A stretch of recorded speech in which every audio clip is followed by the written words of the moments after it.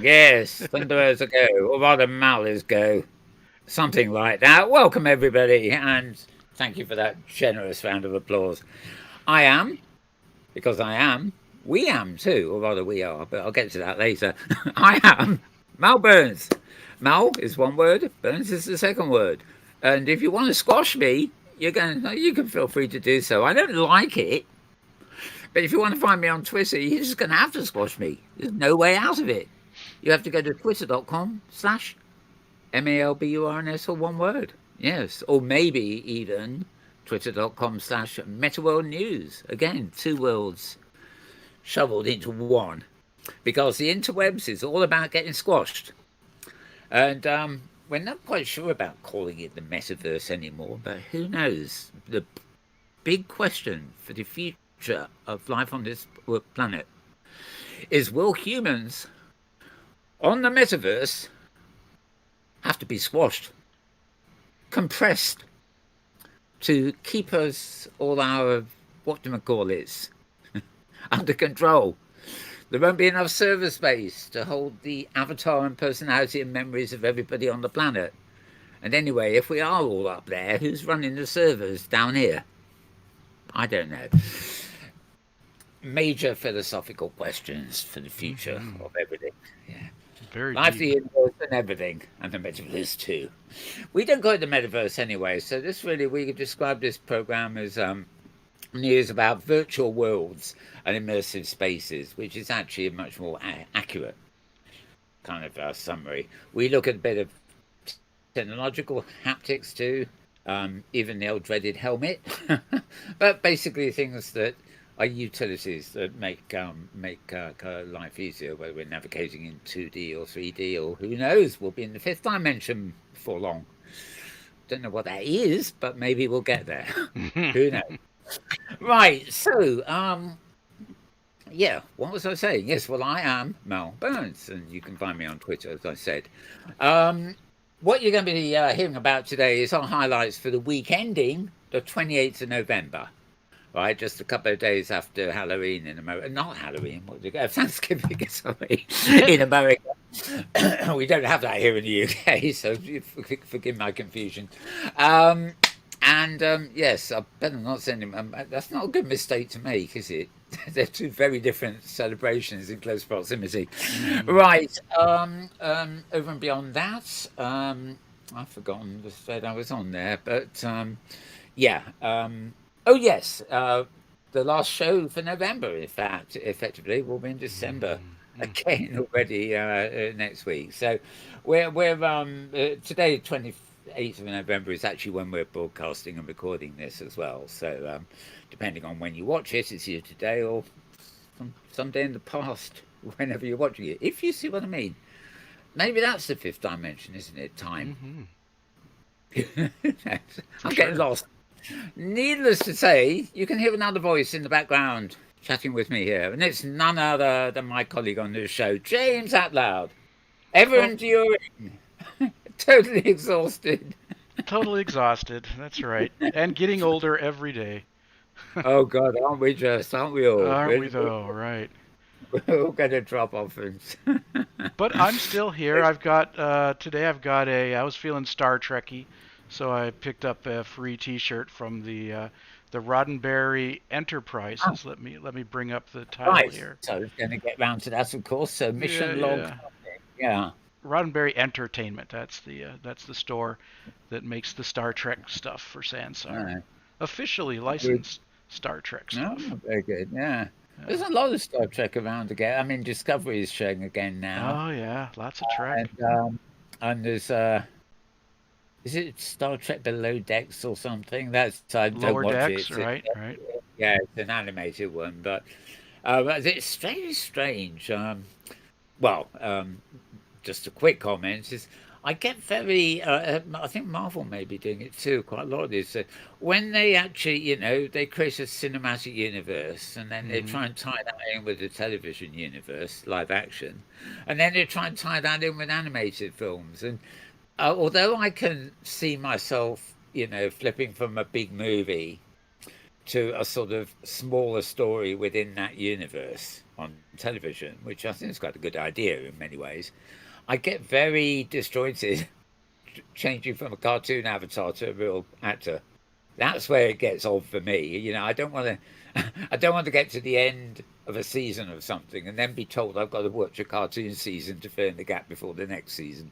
And then increasingly, this sort of thing starts happening. That's it, of course, is if they even renew the seasons and you end up watching something that ends up unfinished, forever unfinished. So, dear me, the state of what they get away with on broadcasting these days.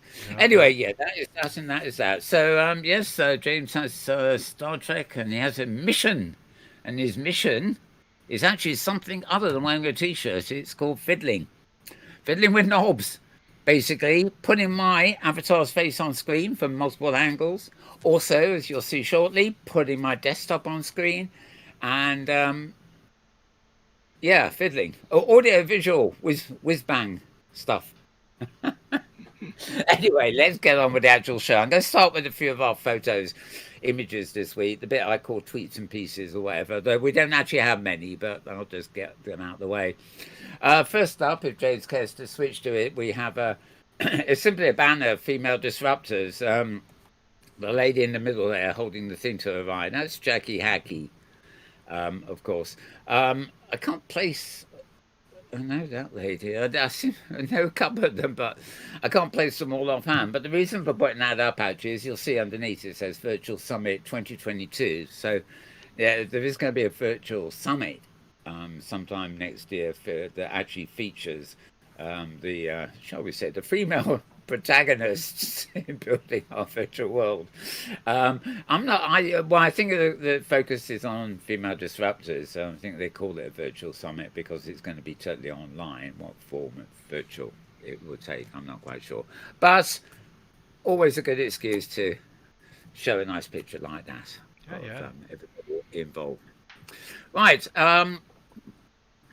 There's another lady been rather prominent this week, but I had something about this one I can't quite figure out. If you look carefully, she seems to have a couple of little fangs there, which are rather vampiric looking, but and so it looks a bit. I don't really know.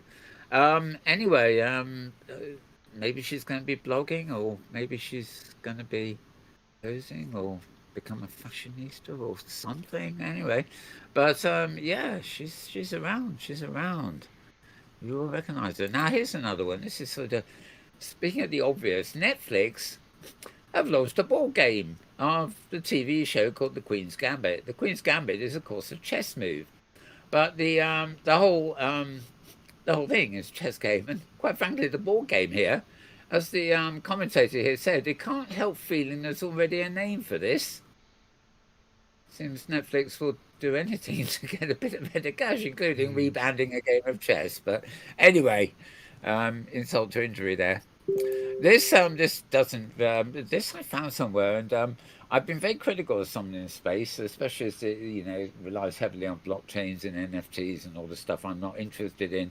But I did come across this in a week, which it's basically a screen that you can put up when you're going in there, and it introduces you to the user face, the keystrokes, and everything, including whether you're going to be on 2D or launch your VR, or can move into photo mode, and you can toggle the UI. So if you're filming, like we often do in virtual worlds, we can hide all the interface completely, so we can focus on our cameras without anything in the way. Seems to be quite a lot there, which there wasn't last time I really looked at something in space. And in fact, I'm very pleased to see that up here there is now a map, because the last time I went there, I was trying to get to an event, and I sort of landed in what was like an endless desert. It was just tiny hints of buildings far away on the horizon, and it took forever to walk or even run. You just hold the shift key down, you noticeably ran, but you just never seem to be getting any nearer your destination. And finally I gave up. I thought, well, also, unless there's a teleport to the actual location, I'm never going to find it.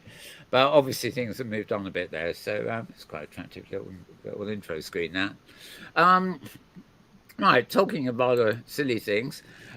This was a news item. I'm not going to, I haven't got to bother to bring the website up, but Audi is apparently bringing virtuality to the driver's seat in your car. And as you can see there, you've got two blokes. Well, one's driving, the other one presumably is navigating or chatting.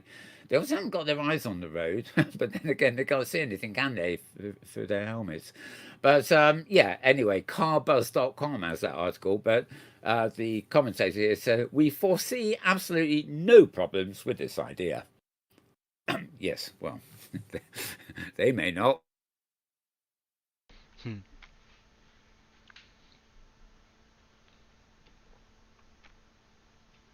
Mal, I've feel like I've lost your voice.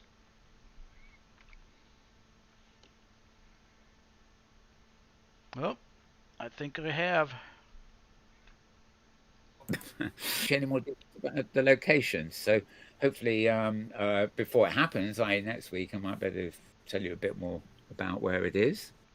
Mal, I lost your voice there And for a little bit. this, oh, oh dear, we're going to Yep. get that up But again. it Right, popped back okay. in, so I think we're safe. Yeah, okay, who knows? That's a Yep. shame. Yep. Right, okay, fingers crossed, I say. Right. So, next we have, let me just check my memory. Oh, plenty. Right. Okay, Congress 21, welcome to the metaverse. Yes, somebody else is using it. I suspect this was planned long before the controversy about the name. A guide to the virtual world. Now, I can't remember who's in that photo. Uh, Never mind. This again, we'll probably have to find out a little bit more about this at the time. But this, I believe, is happening midweek on the web. Um, can't be too sure of that, but if you're interested there, oh, that's the woman there is Noni La Pena, I think. I forget who the other three are. I might have more on that later as I get to the actual post, by the way. And then finally, again, this coming week, December the 1st, that's Wednesday, through to Friday, we had the Global Exile Conference. You can go to their site, and I've got that later as well, to look at the program and everything. This is just a splash because Kevin Williams there is the director, and he's giving his keynote, which will be on December the 1st. And I think that was all the pictures I had this week, so I'll put all that away to unclutter us. And guess where we are? Guess where we are? Yes, it is, cue the sound, scarghost.com. Woohoo! Woohoo! Ooh, yes, yes, yes, yes. Okay, the scarghost.com, SKARREDGHOST.com. And whilst we are looking back on the weekend in 28th of November, Anthony here is looking back on the week ending November 22nd, in other words, a week before us. That's because every Monday he posts the week peak with his highlights of things from the week before. So we always start here. It's a good bookmark, actually, because when I get to this, I know I've gone back in time sufficiently. So if you're interested in what was going on the week before this last one, then fine. He's back. He was at Or and he's now back in Italy. He's still posting a lot of USA stuff, actually. And yeah, his roundup is there. His blogs and roundups and reviews and everything else are always phenomenally long. So even if I wanted to, there's not much chance of annotating too much of what he does on the show here. But why would I? You know, you want to go to skullghost.com to check that out for yourself. So moving on to the actual stuff from this week. And the first one on my list here is digiday.com, DIGIDAY.com. And, oh, okay, didn't want to load there. Don't know why. Okay. As hiring in the metaverse, I wonder if you get a job application saying job available in the metaverse, and you go in there and say, "Oh, no, about the metaverse. What's the job?" Yeah, I'm Well, ready for that. apparently experts are cautioning against working with snake oil salesmen. In other words, if you see a job advertising work in the metaverse, think twice. It might not be all right to misquote a phrase. Right. Okay. Companies of all shapes and sizes are queuing up to hire what are quickly becoming the most in-demand roles in media and advertising. Ever since the Zuckerberg announced that the future of his company will be in the metaverse, the word has slowly become part of mainstream parlance. Uh, yeah, but what does it mean? Nobody knows. 81% of consumers now believe brands' virtual presences are just as important as their brick and mortar stores. Um, Wonder about that actually. It is interesting though. I think it's in. I think it's in a different article. So yeah, won't get to it here. Um, Yeah, apparently for like general goods and stuff people buy all the while, they still tend to be shopping in real shops. It tends to be for the more, the more offbeat items that they're actually buying online.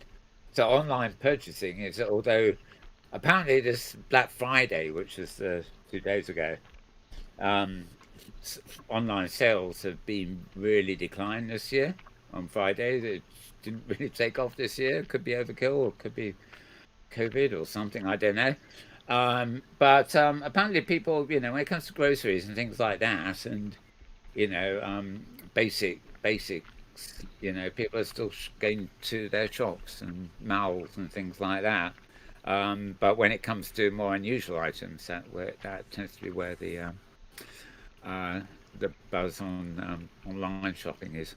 Um, anyway, I haven't got much to say about this. It is obviously a change. The title alone is sort of a warning, I think, to anybody that actually almost anything on the web for that matter is just snake oil salesman around there anyway.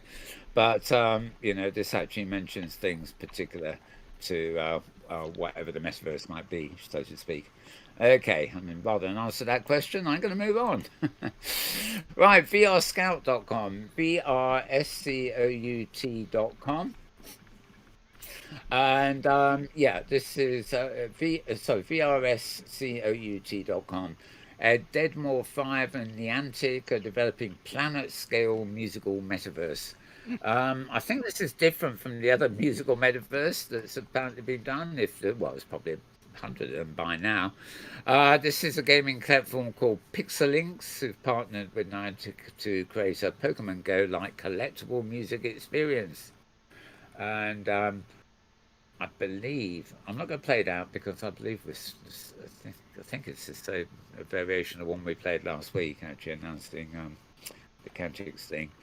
Um, anyway, oh yeah, you might as well make a note of this. As I said, vrscout.com.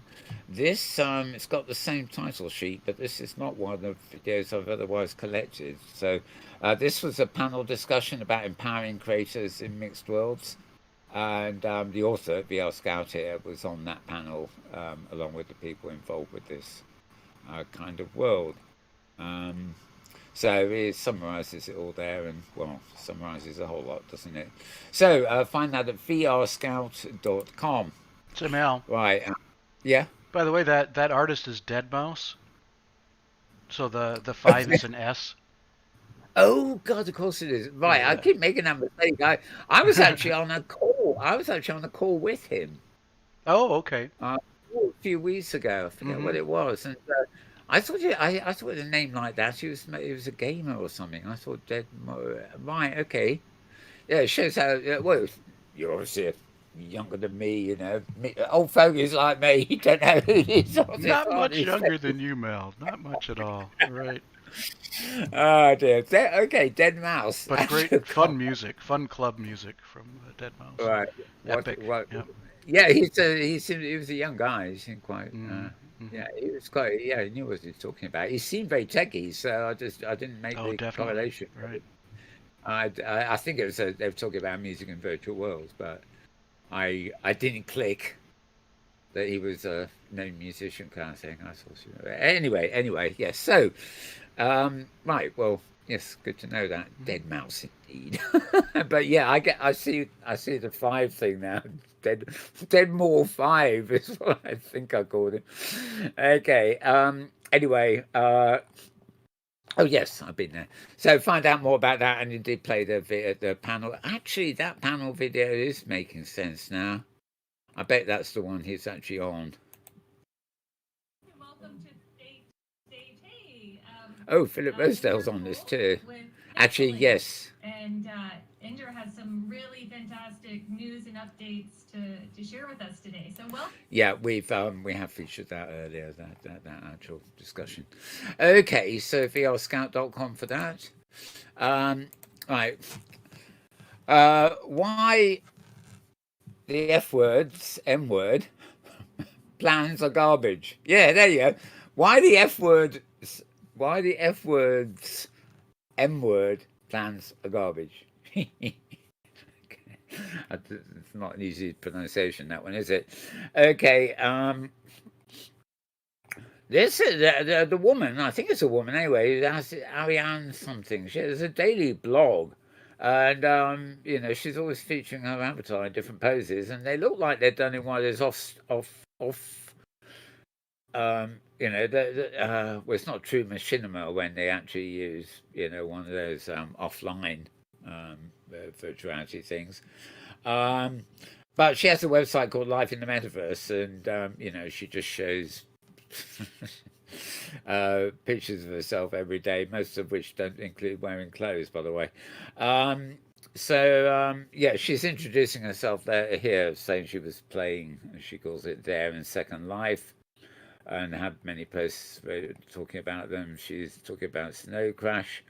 And yeah, it seems like she needed to come online and write a blog because she is not happy about the God Emperor Zuckerberg and his plans to rule the universe and more. Um, so she's getting herself in there.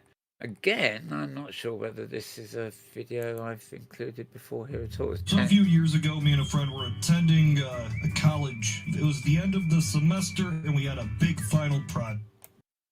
Keep in mind, VR was barely relevant at this time, but it sounded cool to investors, right? It was a large, grandiose, spanning, innovative social network where users could live a second life. Yeah.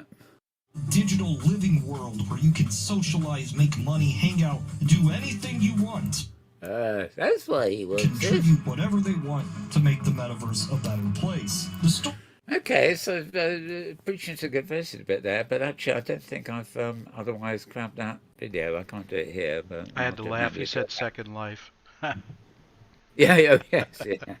Well, yeah, if it's like an alternative life. So Second Life is actually a walled garden, but it's probably a better expression than metaverse these days. Had to laugh. Had to laugh. We have, well, you can always go for Open Sim, which is actually Second Life's cousin, as it were, which is actually even more pertinent because it's non-centralized and everything else. Right. Okay, she's basically getting her end in there. what else can I say? But so it's always good to have fresh voices each week, even if the message from all of them seems to be always the same these days. The only person who doesn't seem to have got the message is that guy who has a company called Meta these days. Anyway, sooner he disappears, the better. Maybe, or maybe not. At least he is responsible for the publicity everything's getting, if nothing else. Okay, and here we go again. Totalitarian cyber creep Mark Zuckerberg in the metaverse. Never leave matters of maturity to the Peter Panners of Silicon Valley. At their most benign, they're easily dismissed as potty and keyboard mad. At their worst, their fantasies assume the noxious, demonic forms that reduce all users of their technology to units of information and flashes of data. Such boys, and they are mostly boys, felt somehow left out by the currents of reality, their own world excruciatingly boring and filled with pangs of childhood disturbance and regret. You can see where this one's going, can't you? The totalitarian cyber creep. What is interesting is the site that this is on.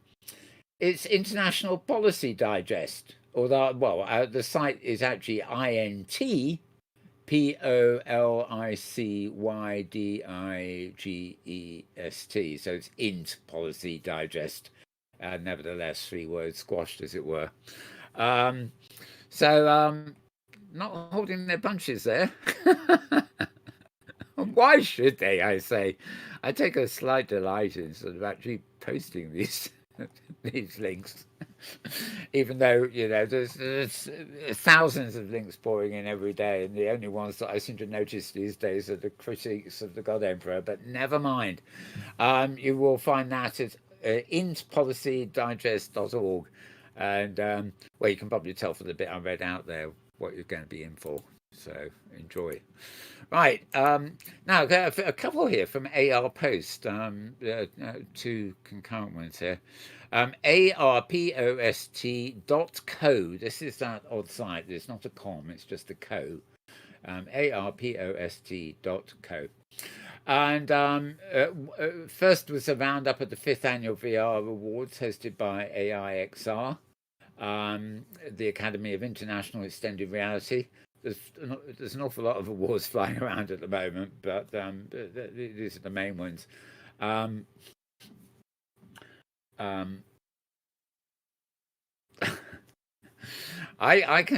can see it in the background here. I think I put this up for you last week, but their logo there I thought was rather rude.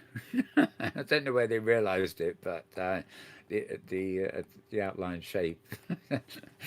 Anyway. Where were we? So it was held last Thursday, and remotely, of course, and it took place in Altspace VR this year, although last year it had been in VR Chat. So I guess they're taking the awards around the whatever verse is available, basically. Okay, and it was opened by Carl Render. Apparently, it's an Exile comedy show called Fail to Render. I haven't come across it, but I should probably have a look for that. See if it's. I'm not really go for comedy much, but you never know. Might be interesting. Anyway, and then he introduced Mike Butcher of TechCrunch, who did the emceeing of the thing. Roughly, just scanning down this for you. Also, VR. Had a cinematic VR surgical training platform, which got VR Healthcare of the Year. Education and Training of the Year, went to NORCAT for something called Veil VR, an equipment pre-operation checklist program. Again, education and training there, although it is sort of... no, it could be anything, it's not just medical.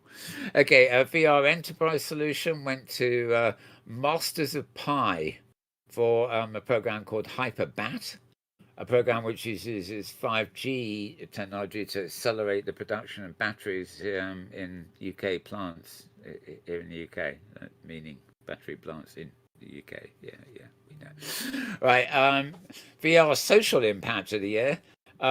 This one went to AccuCentral for Avenues, which is spelled a bit odd. The AVE is in capitals, NUE is in lowercase, NS is capital again.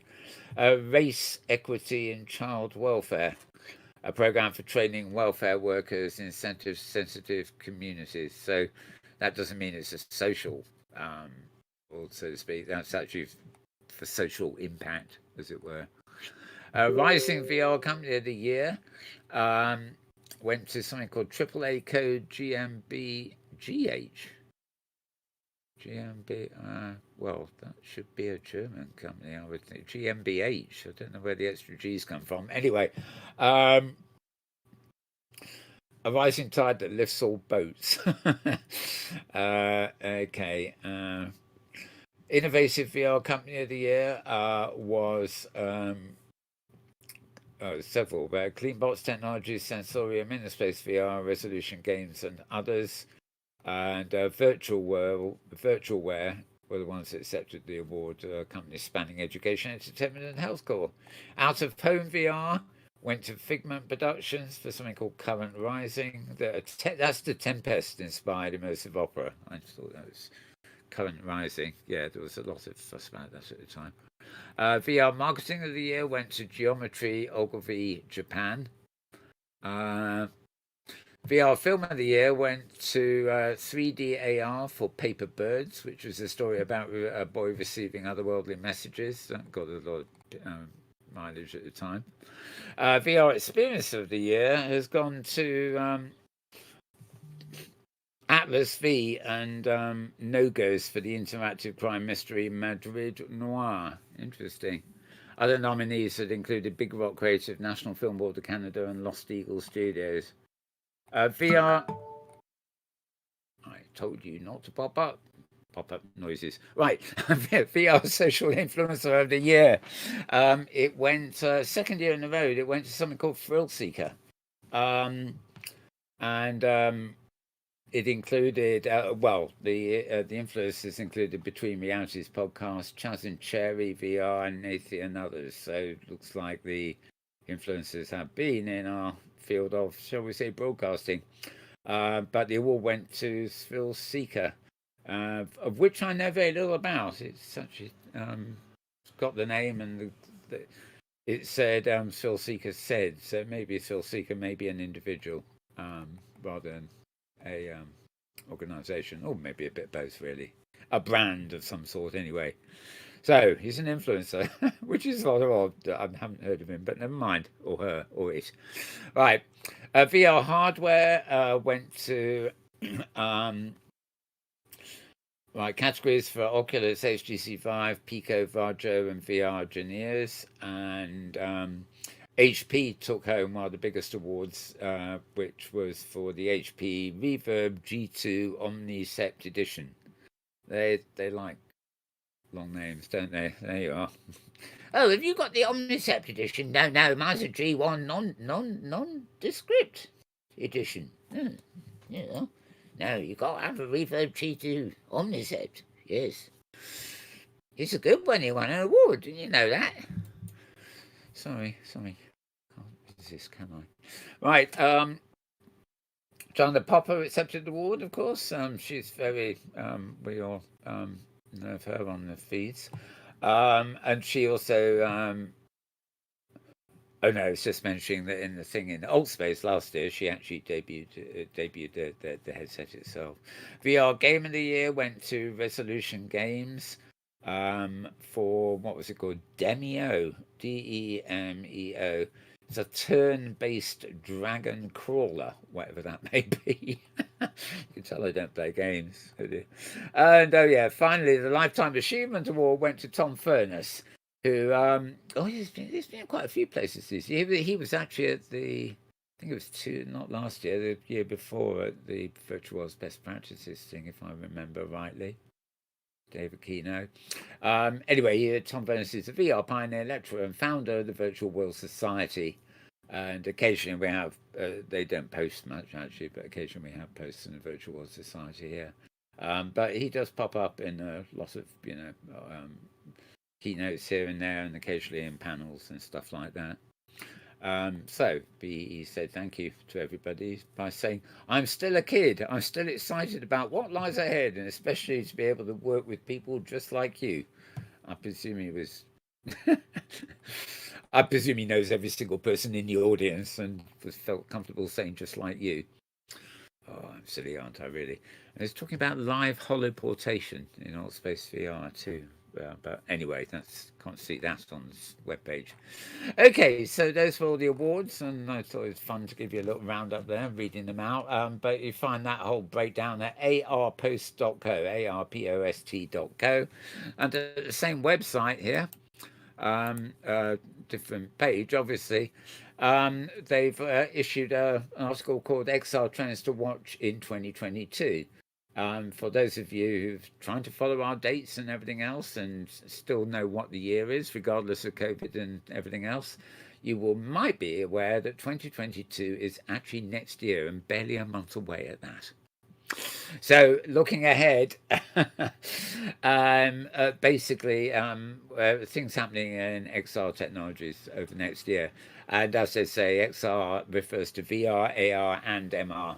And quite a few other things, including VR, but VR is James and me, so don't need to worry about that too much. Right. I got something, I got a plug for that one in, didn't I? And correct application has become bewildering for many. Corresponding terminology. Right. For example, Project Cambria, the code name for Meta's MR hardware, is being continuously classified as either AR or VR or MR, depending on the article of publication. Sounds a bit like the M word, doesn't it? Right, for this reason, it's becoming more difficult for businesses and the public to decide on suitable technology for their purposes and to understand the strengths and limitations of each. Blah, blah, with everything involving. Anyway, so, yeah, these are basically not events, but they're just trends they're talking about for the next year. Machine learning, which is, of course, is a form of AR. Full body tracking, which means you can, like wear a bodysuit basically and run an avatar or something in a virtual world that behaves just like you do. The beauty of that, of course, is where you bang into a wall and bloody your nose, the virtual world carries on forever, and your avatar just carries on. But you get the idea. You get the idea. Best done outside. And by the way, David Burden at they're up in the Midlands, Dayton here. He published a blog some time ago. I think I included it on the show. But basically, it was a very simple thing for him to do, to put on motion capture suit for full body tracking stuff, and actually rig it either by Wi-Fi or Bluetooth or even a long cable outside, so you could actually safely do very silly things which you wouldn't want to try when you're indoors surrounded by walls and such like. So if you're come the summer and stuff like that and you have somewhere to do it, you may find it was experimenting with taking your helmet outside with you, other than for riding a motorbike, of course. The other helmet, them helmets, yeah. New possibilities like overlaying clothing realistically on people and avatars that blend in amongst people realistically. Contact 3, mixed reality. This is MR, of course. Seamless computer-generated overlay on reality and is entirely hands-free. And there's somehow James has ended up in my chat room as well as over the. James, you're on my right side, and you're on my left side. And I know. You're somewhere behind, and you're hidden behind this screen in the middle somewhere. I thought I'd keep an eye on the chat for you just in case. Yeah. Yep. It's holiday weekend, isn't it? I don't think any of our regulars are here today, but never mind, who knows? Yep. Now we've mentioned it, if you are watching on YouTube, you will notice there is a chat window to your right, and you can blabber away there all you want. And I will either ignore you or not, as the case may be. But do remember, it requires turning my head around because I don't have eyes in the back of my head. So it won't be an instant reply if you do get one. Okay. All-in-one VR, blah, blah, Nintendo, going wireless, and, oh, God, the dreaded M-word. Oh, and him. Oh, dear, oh, dear, oh, dear. Well, if you're doing a summary, you have to include these things, really. He was a guest author anyway, Rob Farthing. So, yes, find Exile trends to watch in 2022 at arpost.co, arpost.co. And I would dispose of that one and move on down. And guess who? We're back with the Scarred Ghost.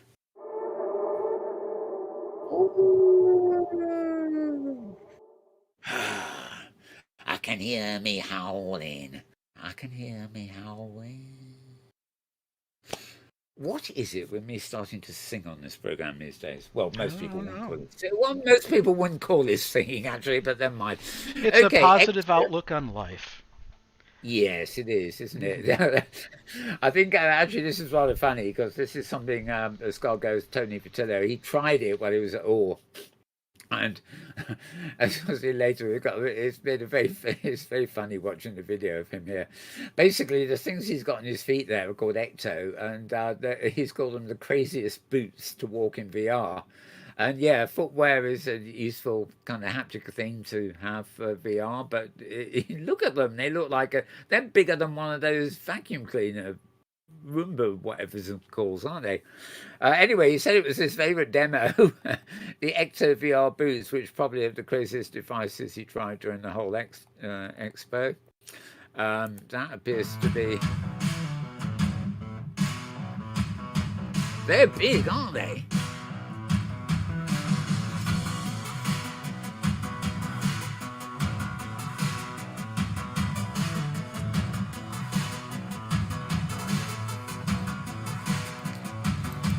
I wonder if they include some kind of magnet. Well, no, they wouldn't.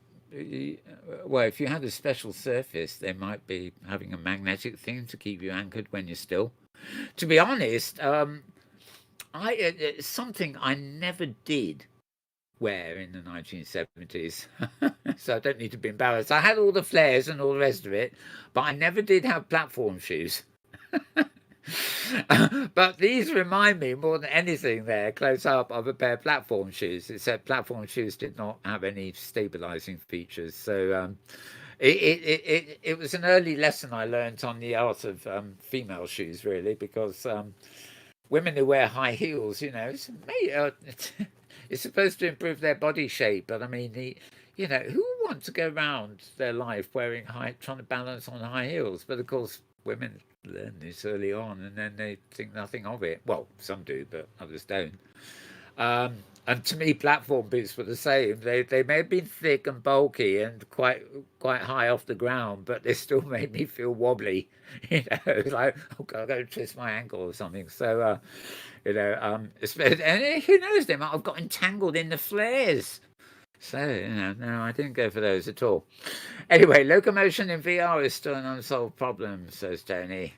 And, well, I have seen other demos of other footwear, actually, that don't look anything like that.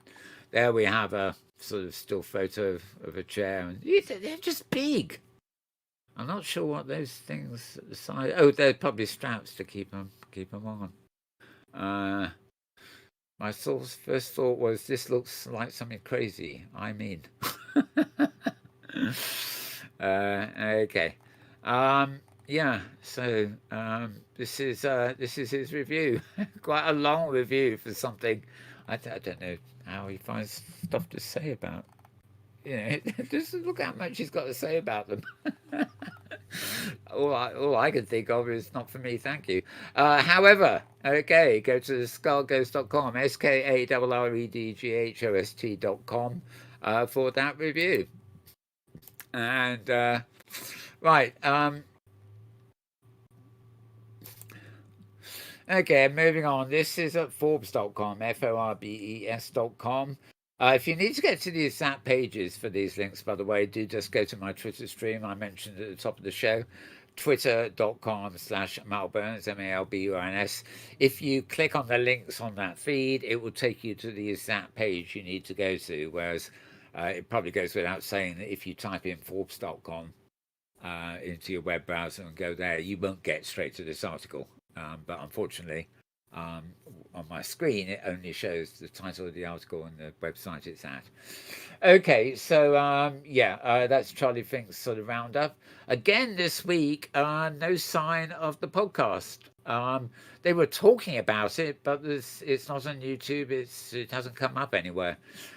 So for this week, at least, you're just on the roundup thing.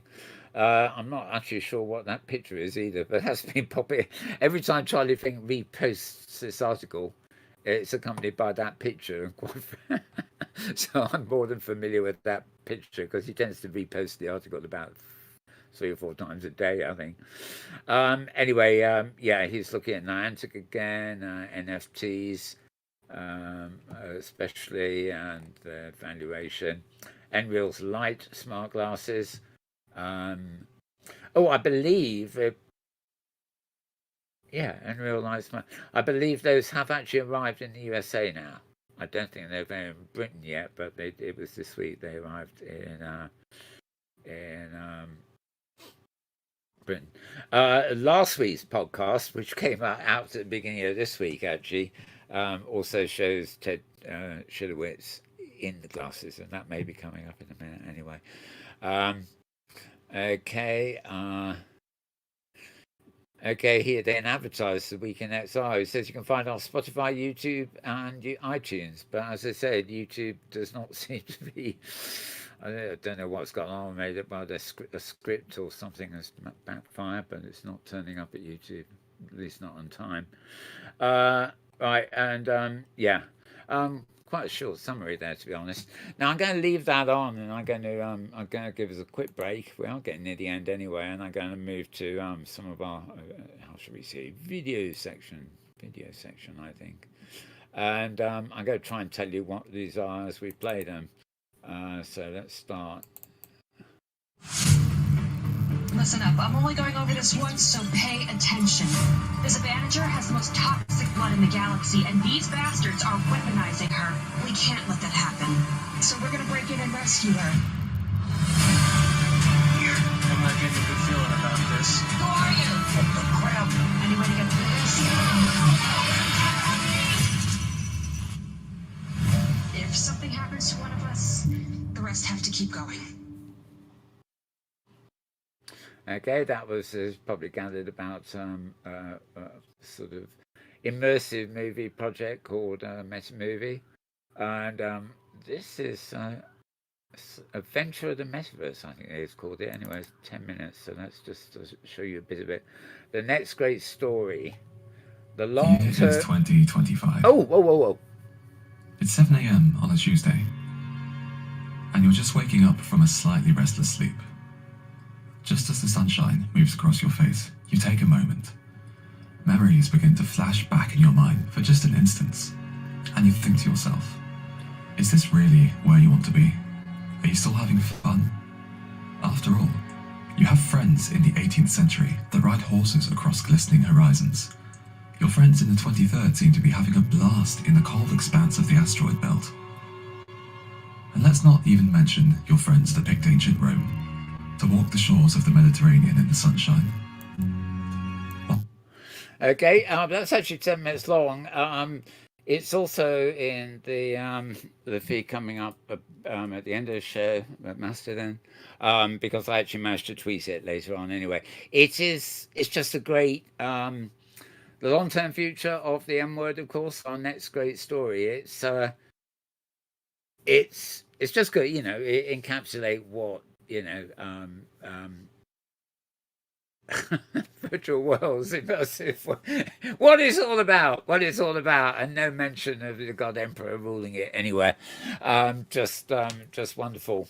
So if you want to show somebody, kind of what it's all about in a very abstract way, because as you can hear, it's mostly narrative. A great thing to show people. Where are we? Oh, well, I don't have a link for that, but I will have one coming up a bit later. So, no, we'll go back to that. This is... I've seen it. This place, where nothing is measured. The old world forgotten. An analog relic. Unique frequencies. Senses pushed to their limits. Visual, visceral. This is the new world, where we go when the lights go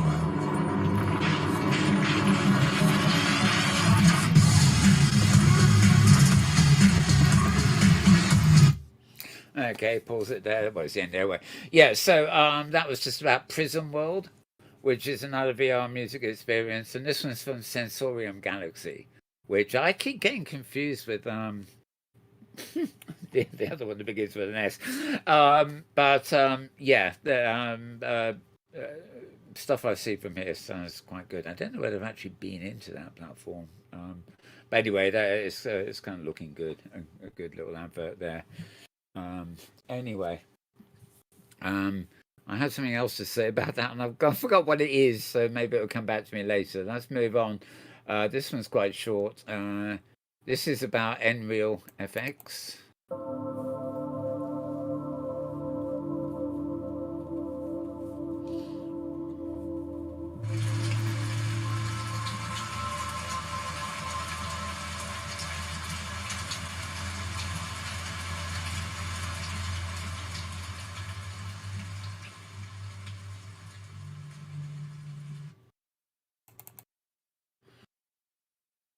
And oh, this one's wonderful. It's silent. This is from a Spatial IO. It's basically just some screenshots from Spatial IO. Well, screen camera shots, as it were. Very little of it, as you can probably tell, but it got on my list there, one way or another. Right. USVR is the most advanced cryptocurrency metaverse that exists right now. In this game, you can do anything you want. If you can imagine it, you can make it happen. We trade NCR regularly between players. Some have started selling NFTs even. It's not like other cryptos where, you know, they're promising the world, but they don't have a product yet, or the product is really not that great. In Neos, it's already here. It's here right now. The market cap in Neos is only $50 million. When looking at a lot of other crypto metaverses, you've got, you know, like Sandbox and Decentraland. You know, their market caps are in the billions of dollars. Neos is only at $50 million. If the NCR market cap was to hit the same value as Mana, for example, we'd see values upwards of $100. Just 3 weeks ago, Neos was only at 25 cents. Now it's up over $3. You can create anything you want. Anything you can imagine can be done inside Neos. In the Neos metaverse, you can create anything you want. It's really just limited by your imagination. You don't have to wait for the other metaverses, the other crypto metaverses, to actually accomplish something, because it's already here. We're already here. We're just waiting. I'll see you in the metaverse. All right, he'll see you in the metaverse. So that's Neos VR talking about their use of crypto. Neos VR is quite an advanced world. We're ahead of a lot of the recent hype, and it's perfectly usable whether you're interested in blockchain and crypto or not. There is a lot of cartooniness to the avatars and things, as you can see there. Almost looking like manga characters sometimes, but it's an interesting sort of world, and you know, that was just a short explanation of the crypto thing. So what the hell, Ronito said. Okay, moving on. Hello, my name is Tanaway, and I'm... Oh, no, this is actually interesting too. This is Neos VR yet again. But I found this rather interesting. This is about using a camera in Neos. To start making some showcase videos about some of the things that I think make Neos VR great. And the first thing is going to be this instant camera. This instant camera is very, very easy to use. And I think it's something that everybody can, as it just takes more retro-looking Polaroid pictures inside of Neos VR. It's very, very simple. There's no preview like a normal camera. You just kind of point where you think you're going to get everybody in the shot, and you hit this little yellow button right here, and it would take the picture. So I'll go ahead and do that real quick. I'll take a picture of myself. There we go. And it'll generate that picture there, and it'll fade into the world like a normal Polaroid would. And then you can see the date on there. And what's nice is you could put text down here if you wanted to. And then you could take these pictures and put them into like a little collage in your home world. So you can have a nice little cute wall of a whole bunch of some of your memories in VR with your friends. And I think this is really nice, and it adds a little bit more of a customization and more cute way to store photos. So yeah, if you enjoy the instant camera, I'm going to be leaving Orange's share folder in wherever this might be, Twitter, YouTube, whatever, so that you can add it to Neos and you can use it. So I hope you enjoyed, and I hope you enjoyed the instant camera. Bye. Bye. Cute. What is it? It looks a bit like a walrus or something with those tendrils hanging out of his nose. Anyway, looks like a fox. It reminds me of the high fidelity camera a lot. Yeah, I was just going to say, I mean, he's obviously showing it off as he would use it in VR, you know, with a helmet on or whatever. So they're kind of interesting way of doing it. And I love the way it fades in like a Polaroid. You know, and it's so funny. It's unnecessary, but yeah. Yeah, I mean, you know, compared, but you know, I'm used to taking snapshots of this, that, and everything in like a half a second flat, you know, so, on this. But that's another way of doing it, and you know, I mean, most virtual worlds for you know have some method of taking snapshots while you're in there. I very rarely use them. I used to use the Flickr connection in Second Life just to save me the time of getting stuff up to Flickr. But quite frankly, I just snap from my desktop rather than, you know, whatever's on my screen, and then I I post, file it or post it or whatever, which is usually a lot quicker than using in-world tools, which tend to have a bit of routing involved before your picture gets anywhere, if you see what I mean. So anyway, that was one. Now I am thinking I have, is it one or two more things here? Hello, my name is Callaway. Yeah, the last. Oh no, it's more than. Oh, it's quite a few. Right. Okay, enter at your own risk. Haha, this is probably Halloween-ish, isn't it? It's not playing there. Oh, actually, that's a GIF. It's a picture, not a movie. Never mind. Got into the wrong folder by the look of it. Right. This is hologram. Yeah, holograms. I thought this was fascinating. Somebody's actually filmed a hologram and they're touching it in AR and flicking it around and stuff, and it's sort of glowing and looking like it's radioactive or something. The cat in the background doesn't seem to be remotely concerned. Sorry, it's a bunny rabbit. It's a statue, I think. I thought that was a cat. But anyway, that looks like fun, doesn't it? Stand in a room and bounce this glowing globe up and down and throw it around all over the place. And I imagine you can throw it out your window without breaking the glass. So that's holograms for you. And yeah, the final click here is, this is fun. This is Somnium Space, and not only can you take photos in there, as you can see, I don't think this is a patch on Second Life and OpenSim and stuff, really. But anyway, they've released this coffee table book, if you really want it, of shots basically promoting Somnium Space as a place to photograph artwork, or whatever you want to call it, really. It doesn't look to be that big a book, and I'm not at all sure how it's hardback and it's flash. And they're giving it the thumbs up, but I have no idea how much that costs. Okay, so with that, we can safely put the video department away and return to the actual web feeds. So Charlie Fink's post there, of course, at Forbes.com with a roundup of the week from him. And moving on, the Museum of Plastic. Right, this is take a while to change pages at the moment. Okay, Museum of Plastic 2021 envisages a plastic-free world of the future on curators. Now, I think we may have covered curators before. They're a cooperative innovations, a studio behind Space Team VR. And they unveiled this year a project called Curators, as in curated tours. It's designed to show off VR users tours in museums and galleries and stuff like that. And they've got a first tour gone live this week called Museum of Plastic 2021. And it's a collaborative effort between several organizations and artists built around the idea that in the future, single-use plastics will only be found in museums. So there is an ecological imperative to this. Cooperative Innovations worked alongside South African environmental organisation, the Green Pop Foundation, street art organisation Baz Art, and the University of Hull, which will be here in England, supported by the British Council's Creative Commissions programme. The Museum of Plastics is made up of several wings, including the Environment Wing, the Industrial Wing, and the History Wing. Right, now that's not very helpful, is it? Okay, that's not even going to be worth showing.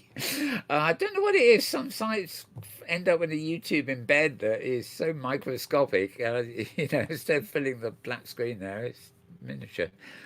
So can't use that here. Right, anyway, this is a roundup. Say Curators is a social digital space. Live guided tours and groups of about 12 to 15 people. And that would be one of their venues, as it were. This is kind of an out-of-home VR experience, come to think of it. I should have pointed that out. But you can get it online too. You can download a Curators app from Steam, and that supports Oculus Rift, HTC Vive, and Valve Index, and or something at the App Lab for Oculus Quest, which I presume is MetaQuest now. Okay, so yeah, you can. I think you can see that in the real world at places like Hull, or you can see it using the app. Anyway, what you want is Museum of Plastic. I'm sure if you go to app stores and things, type that in, you'll probably locate it. Okay. Oh, that review, by the way, is at immersivelearning.news. So IMMERSIVE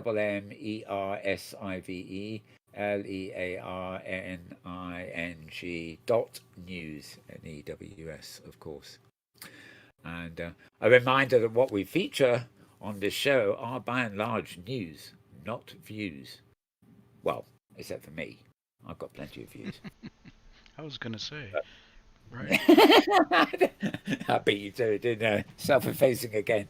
No, I came up with that tagline for something this morning, and I thought, oh, yeah. What's important is news, not views. But I'll make an exception in my case. The views are more important than the news. Ha ha. Okay. Immersive learning news. I'm going to put that away and get on with the real stuff. We're back to AR Post again. ARPOST.co. CO. Something called Zakiki releases a study on VR and AR retail and launches a new web viewer tool. No, I don't think we've suddenly got a web viewer for every virtual world you want to head into. It's not quite the same thing here. This is an Italian software company who engaged in print, engraving, digital modeling, etc., etc. And they partnered with YouGov. I thought YouGov had... Okay, YouGov is an international market research firm. It's obviously different from the division of the UK government. And they've expanded offerings for 3D and AR assets. The idea here, this is an enterprise release, basically. What they're doing here is they're providing systems for bringing things like VR models into 3D models into AR and VR. Which they say no technology can fully replicate the act of touching and smelling, but they want to get as close as they can, basically. And and this is actually where I read the thing I mentioned earlier. Great Britain and China are unique in that they reported higher incidence of online retail than brick and mortar retail, but Britain also reported the highest percentage of online only shoppers at 17%. Germany had a high discrepancy between online and brick and mortar shopping, and with Britain has some of the most strict pandemic restrictions. Right, that's not the paragraph I was actually after, but it was basically implying that brick and mortar, online and brick and mortar shopping basically is being used for different reasons. So people are using brick and mortar stores for some things and online stores for other things. Obviously, the harder to get things they're going online for, but for the regular staples and things, they're relying on brick and mortar still.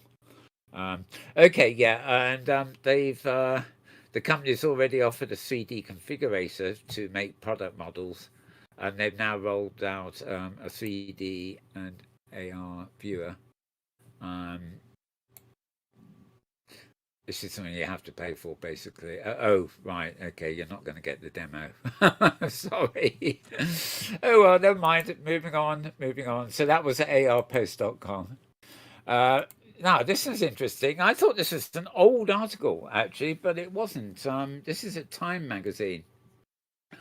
Time have actually started a newsletter called Into the Metaverse, which I've subscribed to. It's absolutely free at the moment.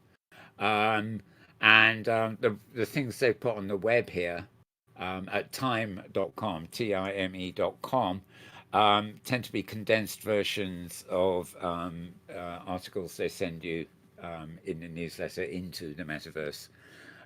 They obviously realise that the meta something or the something verse is a thing of the future. They got in on the app, but they've actually quite seriously got in on the app by starting a newsletter just on the subject. Weekly Guide to the Future of the Internet. And of course, they're saying 6 lessons on the future of the metaverse from the creator of Second Life. And true to the form, I mean, I was mentioning this the other week. In fact, I think I mentioned it to Philip himself. at the At All conference, several of us are commenting that the supposedly keynote panel discussions, it's all stuff we'd heard before 20 years ago, because these discussions and plans for the future of what was jokingly called the metaverse were being made 20 years ago, and they were being the discussions took place in a virtual world, which was Second Life, albeit a walled garden then and now, and they've continued elsewhere too. So they do quote Philip a little bit on this. In 2007, he said the 3D web will rapidly be the dominant thing, and everyone will have an avatar. And considering the success of Second Life, of course, it wasn't altogether a far-fetched idea. I think you'll find that Philip, I won't say he disowns the remark, but he's changed his mind about the avatar as the necessary component, that's for sure. Okay, so it goes on to the business of stuff. It's hard not to look back at the frenzy around Second Life in the mid-aughts and see parallels to the discourse around the metaverse these days. Rosedale, another Second Life optimist, used to use identical rhetoric to crypto idioms today. He calls Second Life the Wild West compared to its growth out of the early internet, and foresaw an entire physical world that's been kind of left behind. Then Second Life stopped growing, and it wasn't uncommon for users to struggle for hours onboarding into the world. Does that remind you of something, James? Oh, yes. James was doing some filming in Second Life in the week. It was, I think it's fair to sort of paraphrase James, but it was a bit of an ordeal, slow, complicated and everything else, if anything worse now than it ever used to be. They like everything else, they have a tackle to scale. I mean, OpenSim, which is what I describe as a cousin to Second Life, has none of these problems, but largely because it is totally decentralized, and the scaling is a matter of individual servers and things rather than a big corporation handling it all. Anyway, they talk about Reuters getting into Second Life, the punchline of a scene in The Office, and whatever. Main takeaways from the Second Life saga: people will stay in virtual worlds even without an explicit mission. They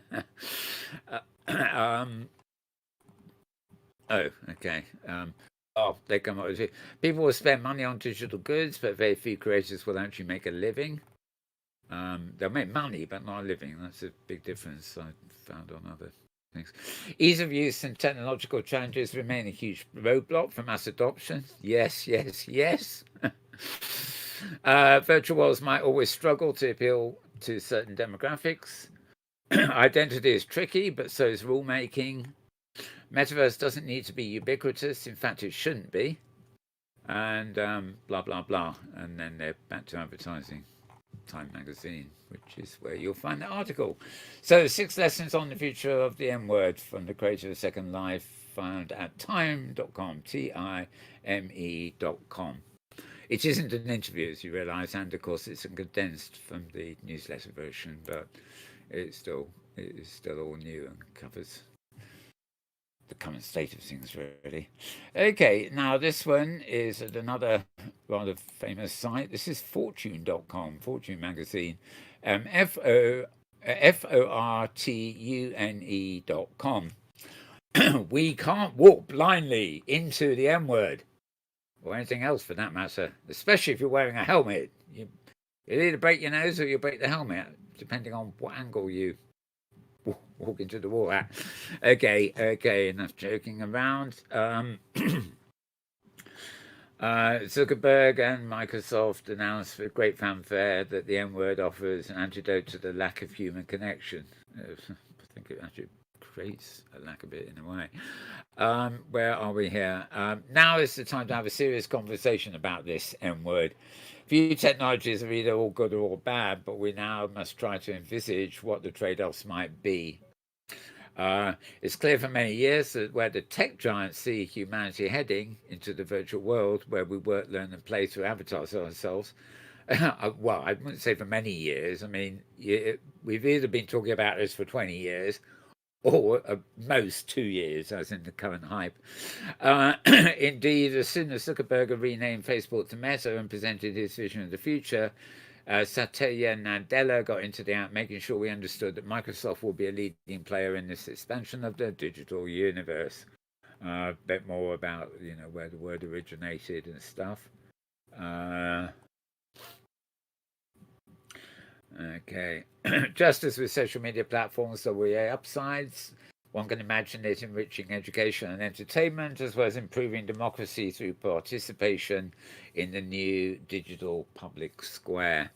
Downsides, well, data is an obvious concern. The story of the social media age has been that we give up more and more data about ourselves and our lives, which enables the providers of services to know us more intimately so they can better manipulate, keyword there, our attention and desires. And anyway, good article, good little article this, and at a pretty respectable magazine, fortune.com, fortune.com. With that, may now return to VR Focus. I should point out there were voices. There's no Voices of VR I've got up here this week, but there was one podcast during the week. I forget which one it was, but it didn't. I forgot to put it up today.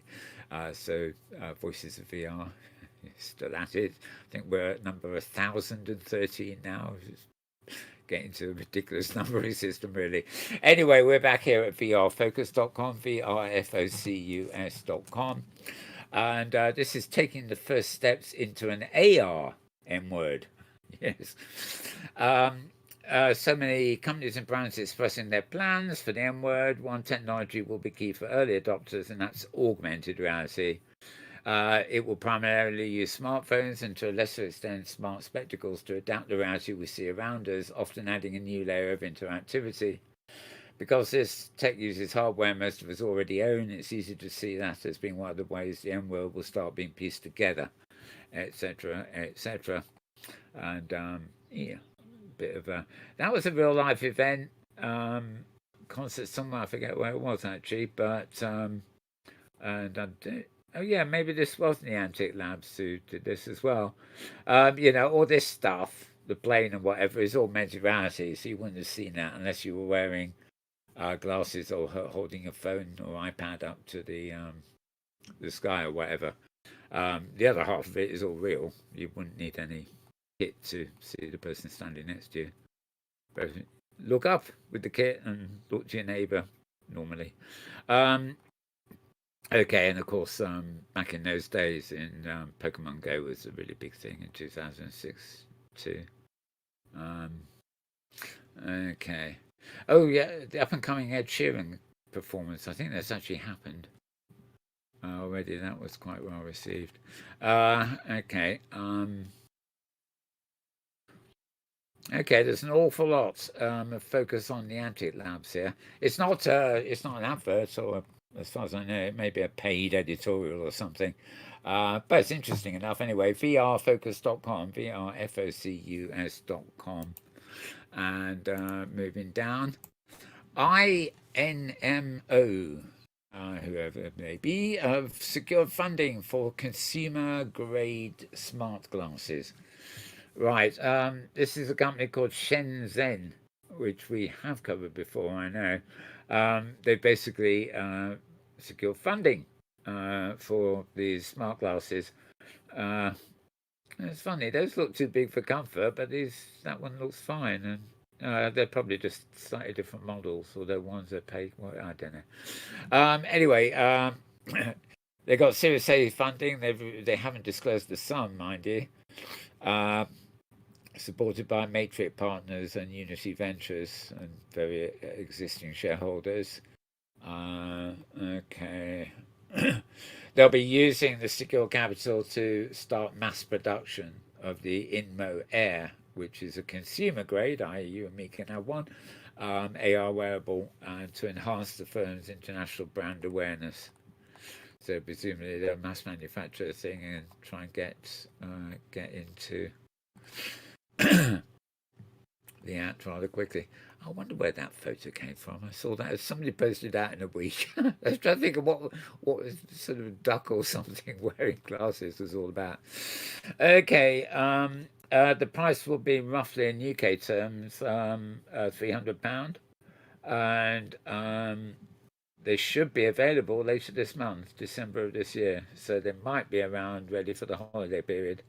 £300 is UK price, of course. I don't know whether they're just going to be available in Britain initially, or whether they'll be internationally launched as well.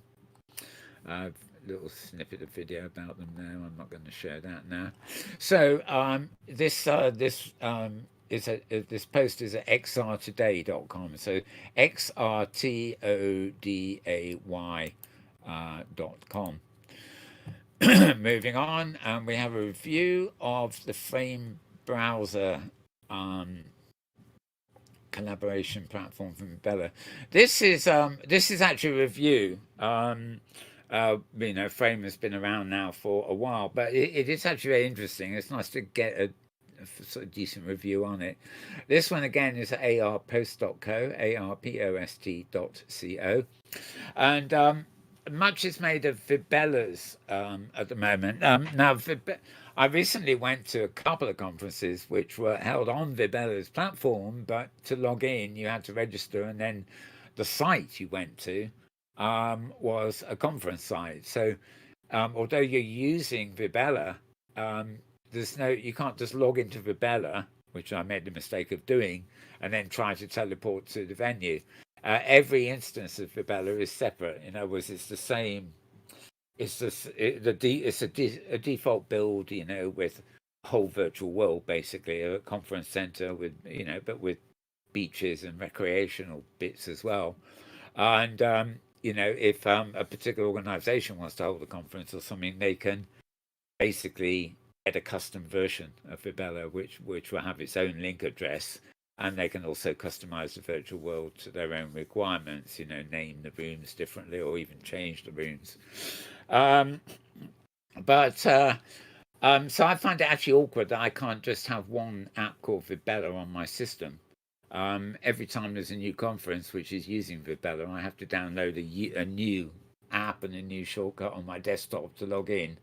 And so sometimes I've used a different email for registration than the one that I normally use for Vibella, so there's a disconnect there too. It's a bit awkward, to be honest. However, Frame is a different thing entirely. This is a system that doesn't require an app download or take a while to boot up. Frame actually is basically VR on the web. It's a lightweight, heavy-hitting remote collaboration app that runs entirely in the web browser. No app download, no boot up times, and universal device compatibility from mobile, laptops, desktops to fully head-mounted helmet VR. You don't even need an account, although creating one has some benefits. So we've all had Mozilla Hubs, for example. We have a number of other web VR things going on, a couple of which actually came out of OpenSim. The tangents for bringing the M word or virtual worlds, immersive spaces onto the web, it's sort of parallel with the development of standalone apps, and in some cases you can get apps for the web app, if you see what I mean. So you could either go to a world by going to a website and the world is embedded on that web tab, or you might be able to download an app which basically gives you that world. The app would most likely simply be a version of the website which shows you the same thing as if you were logging on the web. But it does mean there's having spaces based on the web does allow for a lot of interoperability that standalone platforms are really not giving you yet, I hasten to say. And there are a lot of moves afoot to develop both, and in some cases connect both, as it were, together. More on that I will probably do a bit of a talk more on that next week, because the week after that I will be hosting at least one panel which will be discussing that. Okay, so as I say, this is actually a review of Frame. So if you're interested in, building your place on the web, so to speak, rather than in a Second Life or a Science Place or whatever, or Sansar or something like that, then worth investigating Frame. But more importantly, you might want to read this page before you do, because it's actually a bona fide review of the platform itself. As you can see, it's got guides as to how to do everything, inviting other people, holding meetings, etc. And it's got a lot in it, as you can gather. In fact, some of the menus look more substantial than even the menus in Vibella itself. And as far as the entering in the browser and drawing via a link solutions, it's really more or less equal between Frame itself and the one I just mentioned, Mozilla Hubs. Importing and creating assets and modifying rooms is much easier in Frames, which also puts more of its affordances in the menu than Hubs, making navigating the platform a bit more easier, friendly. But otherwise, I reckon, they're about equal. Article has only explored the nuts and bolts of Frame, and lots more. And plus points, last sentence, and of course it is free. Yes. So read that review at arpost.com, arpost.co. Sorry, I just said com by mistake there. And this is a UK company called Dent Reality. And there's nothing particular, this is just one of the tweets, the news item I sent up, but I had quite a lot of feedback on this one. Most people were looking at the name and making wisecracks about denting reality and all that sort of stuff. It is a bit of an odd name to choose, but what the hell? They're based in London here, and they're an augmented reality startup, and they intend to dent reality. Yeah, we're going to dent the whole universe, create a time warp, or join the Avengers and blow up the metaverse, or whatever they do. Right. Dent Reality have raised 2.5 million UK pounds as the company looks to capitalise on the nascent but much hyped metaverse. Oh dear, damn word again. As I say, this is AR, and that's quite a lot of money. I imagine, at the moment I got my, say, shopping app for, say, Sainsbury's, and I load it on my iPhone, but it doesn't look anything like that. It's just got a list of all their products under categories, and a special category for my favourites. But you just tick the categories and the quantities, and there's sometimes a little picture, and if you click on the picture it will give you basic ingredients or something, but it's actually probably not as useful as actually wandering around the shop, especially when you get to your favourites and it's a certain flavour of coffee, and in my case, for the last 3 shops they haven't had any in stock, but they you either I would actually accept the same brand but a slightly different flavour of coffee as a replacement, but they don't allow you to do that. They do allow you to choose replacement items, but the two times I've tried doing that, I think they replaced something like a meal with packets of tea or something. Total no thinking involved in what they chose to replace it with. So I told them no replacements, thank you. But going to the future, if they were to adopt something like this platform, I would be able to walk around, a typical shop, and I'll be able to pick up things off the shelf, and hopefully I could still sort of, I won't say teleport, but get to where my favourites are, which I would probably do, like the real shop, after using it a while. But then if the brand of coffee I wanted wasn't on the shelf, then I could choose another one, another flavour by the same, but another one I know, if you see what I mean. So it could actually be very useful. I just hope that the back end to something like this is robust, because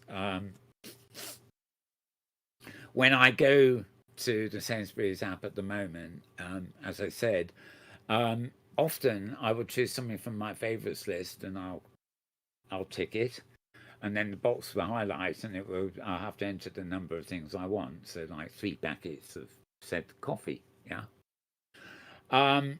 But then I book a delivery, and then I get confirmation about that. And only on the day of the delivery do I get another message or email, I forget which, saying your delivery will arrive at such and such a time, but we haven't got the following items. Now, if I go into the shop, it's pretty obvious when there's no items left on the shelf, so I can choose something else. I don't have to waste my time buying something that isn't there and then getting a refund. So I'd like to see the back end of programs like this with really updated databases, so that if the last packet of coffee, dark roast Arabic or something, is taken from the shelf, then it immediately disappears from the virtual shelf or the virtual list. It's stock taking. It's all done by computer now. If you run out of a product in the stock, you've got to order more. The same system that tells the managers to order a restock can be used to tell the virtual version that it isn't in stock.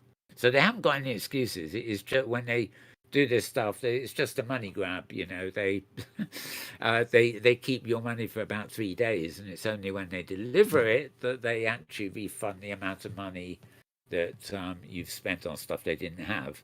So it's marginal, but if you imagine thousands of customers and they're keeping your money, small amounts of money in the bank for 3 days, over thousands of customers, they're making a lot of interest out of that. So they're making a profit on selling something they haven't got and only refunding you a few days later.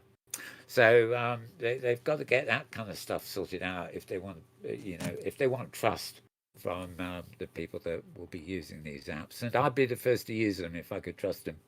But supermarkets are not the most trustworthy of enterprises, in my opinion. You will find this article, however, at UK Tech News, uktech.news, UK Tech News. And you too can dent reality. Not. Okay, final webpage for the week is this is a site called Site Magazine. It's Australian, so it's sightmagazine.com .com.au, which is the additional suffix for Australia. So sitesmagazine, or one word, .com.au. Okay, Seoul, Barbados, check into Metaverse, the M word again, as government's eye virtual presence. There was an article, I think we featured it last year, on Barbados. This one now, the latest one is Seoul in South Korea, I guess. The metaverse will soon be a place not to just buy virtual goods and meet avatars or go to Sainsbury's, but you also get essential public services as governments prepare to enter the rapidly expanding digital world despite concerns about privacy and other rights. City of Seoul and the island nation of Barbados earlier this month say they will enter the metaverse to provide administrative and consular services respectively. Other cities and countries may start following suit if the technology becomes more mainstream, say the analysts. And also breaks free of the helmets, I guess. Anyway, that is the theme of this article. They've, they're looking behind the scenes a little bit about that. And spokesman here, governments are actually already shaping policies that will impact the virtual world. So arguably they do have a duty to be visibly present in it for reasons of accountability, etc., etc. So all about governments and countries and stuff coming into the virtual world. Right, or the M word if you really insist on using that thing. Okay, and now finally we move across to all the things that this is my Mastodon stream. All these links are also posted on the self-same Twitter feed I mentioned earlier, twitter.com/Mal Burns, MALBURNS, all one word squashed. And I basically just collect all the latest videos and stuff on this separate feed, so they get reposted to Twitter, but you can come here to get them. And indeed, if you come here to get them, you can also play them on this site. Now, this is a YouTube version of the same film I was showing a little bit earlier. This is just so well worth watching. Back in your mind for just an instant, and you think to yourself, is this really where you want to be?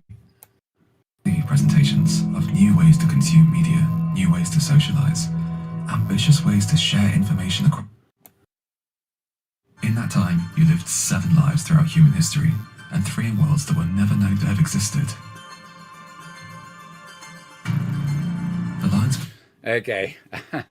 I almost want to watch that again, but I can't play 11 minutes for you.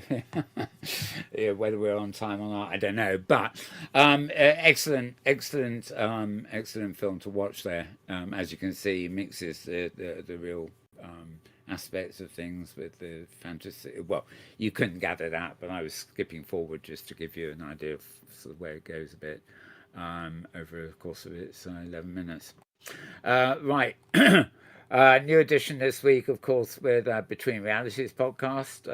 Their guest this week was somebody called Ashley Huffman. Yeah, again, with all these things, you can just click through to link to YouTube to watch them. Okay, this was a new one, a special one this week. The Metaverse Yesterday, Today, and Tomorrow. Evo Henning, who's going to be with me in a couple of weeks on my panel. She's a leading person at the IMO as well. And David Alban, who God I know from ages back, who's you don't see him in Second Life or anything very often these days, but he's he's around on the blogs and on videocasts as well. So they were having a little meet up there. This is actually an hour long, so I'm definitely not going to play it, but just to give you an idea. Hello, I'm Natasha Vita-Moore. Welcome to H+ Academy Roundtable. Our topic is Metaverse, yesterday, today, tomorrow. There's I can connect my own home devices. That's David Alban.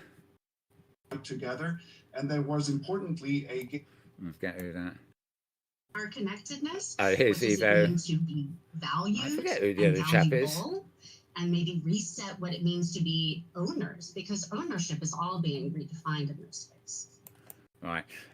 So we've got an hour to listen to that one, should you want to, and it's well worth a listen. That because the people on it are good. Right.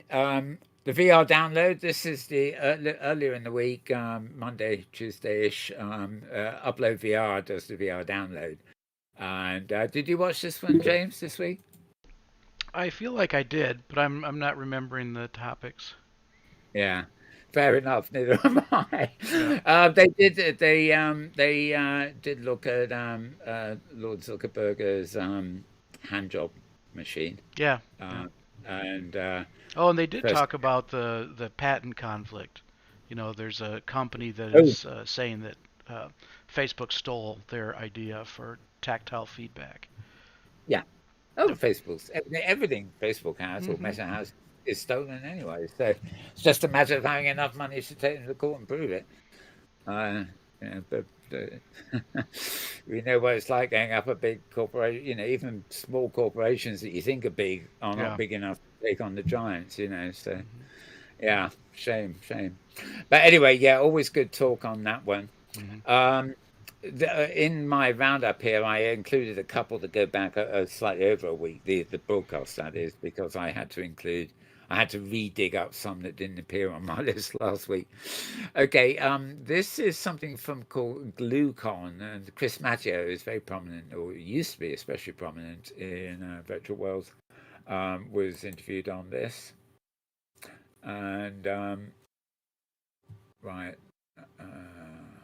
I've built and sold 5 startup companies so far, all emerging tech. a couple of telecom-related companies, and stingrays floating around in the sky. If you look a little closer, oh, so by the way, those stingrays, like everything translucent in here, is what Okay, this is another half-hour one, so I'm just giving you a flavour of what he sounds like. Basically, being interviewed about all the stuff he's done. He's also very prominent on Twitter and in the feeds, so many of you will know of him probably. This I published at the beginning of the week, but it's actually the other Between Realities show from the week before that wasn't here last time this week.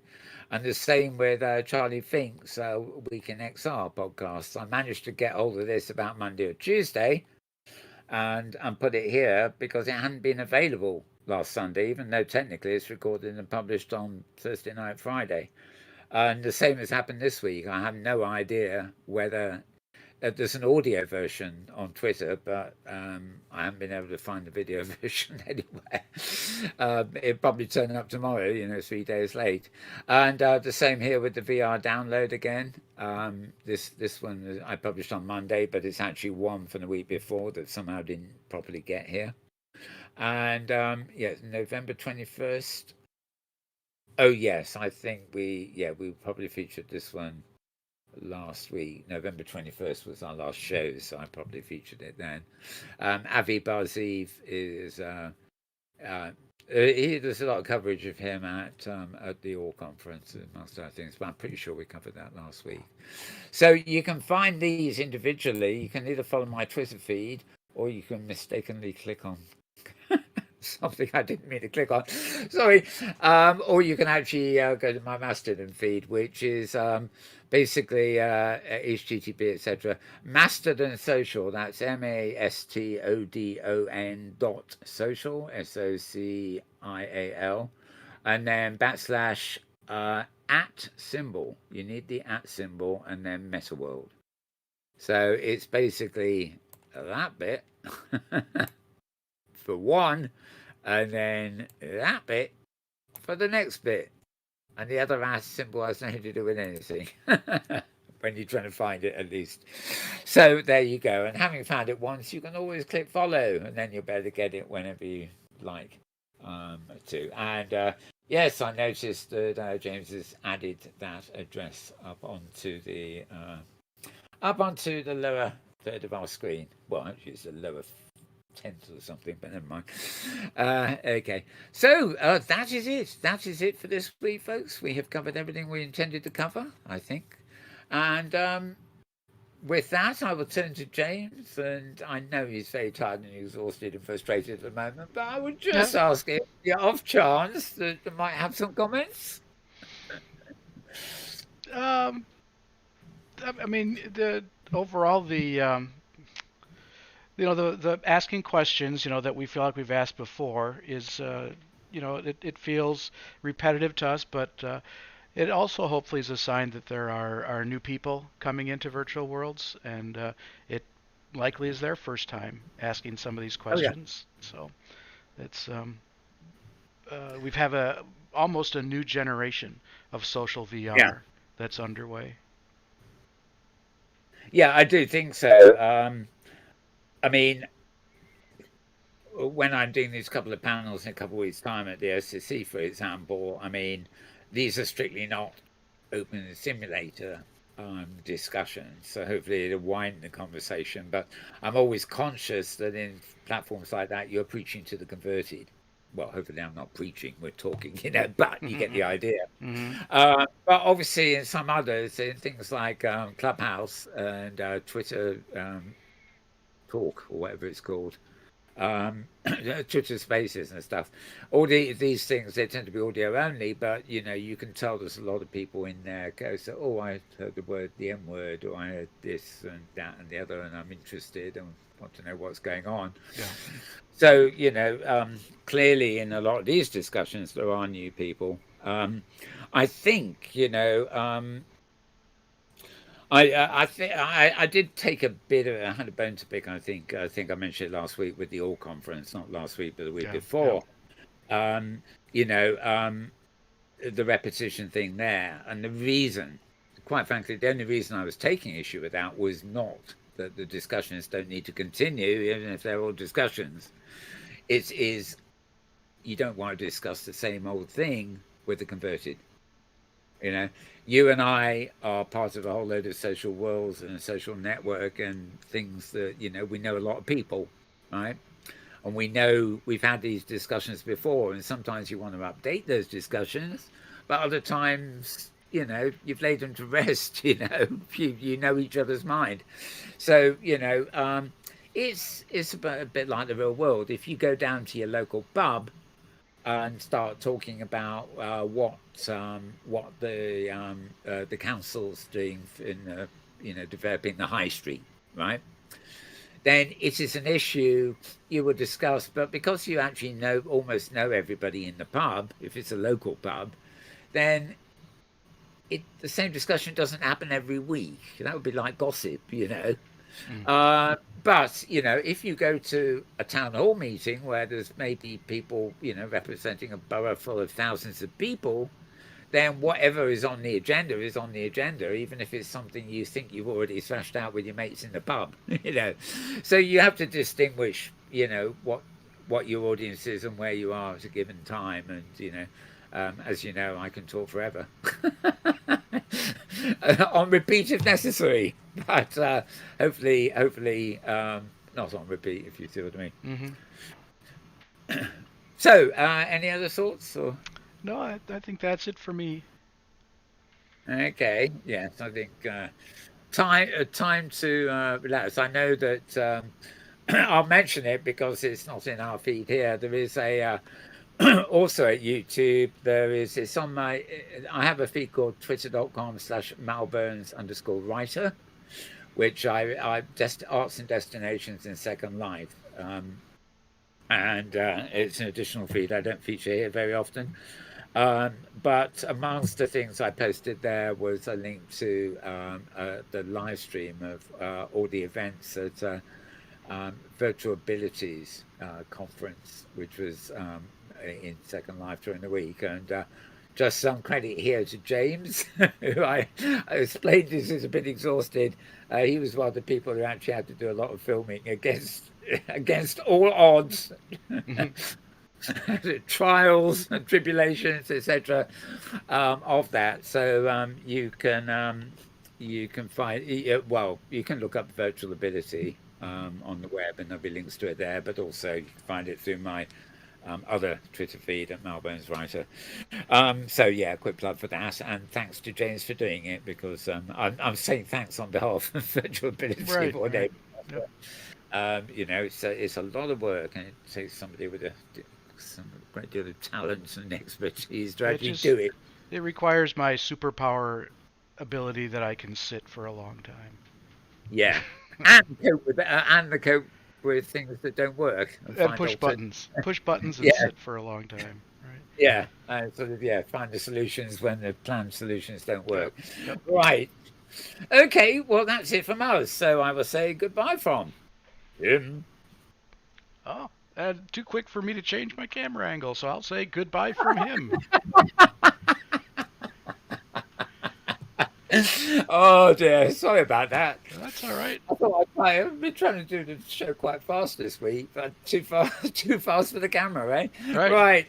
Okay. And so it's goodbye from both of us because it doesn't matter whether it's Exile or MR or VR or AR. We are. Aren't we? We are. We are. We are. Yeah. Okay, so until same time, same place next week, you can, of course, you need to use my channel, Mal Burns, on YouTube to get the replays of this throughout the week. And we will be back again this time next week, which is Sunday. If you want to watch us live, by the way, it's always 11 a.m. Pacific on Sunday that we go out. But obviously, we're available to watch whenever you want us.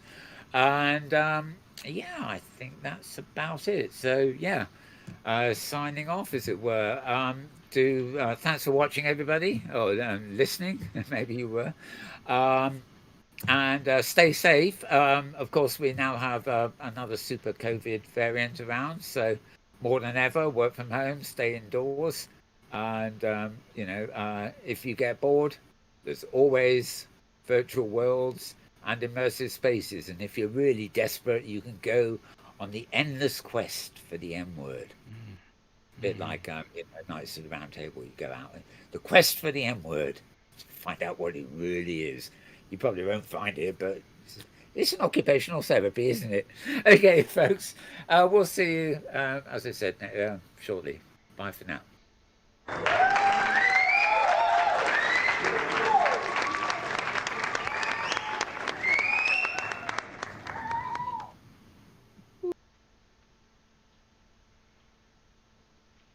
Okay, we're out and muted. Where is the animation?